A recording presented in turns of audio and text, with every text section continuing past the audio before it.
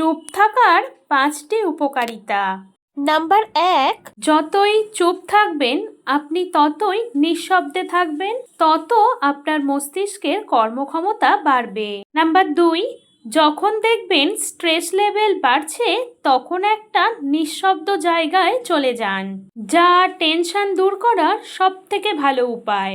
Number 3, নীরবতা ঘুমের চক্রকে স্বাভাবিক করে, ফলে অনিদ্রা দূর হয়।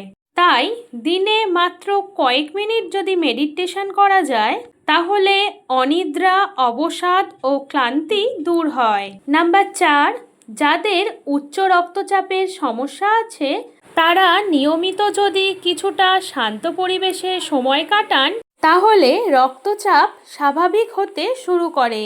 নাম্বার 5, চুপ থাকলে মানসিক স্থিরতা ফিরে আসে ও স্ট্রেস কমতে থাকে, যার মাধ্যমে হার্টের ক্ষতি হওয়ার আশঙ্কা কমে যায়।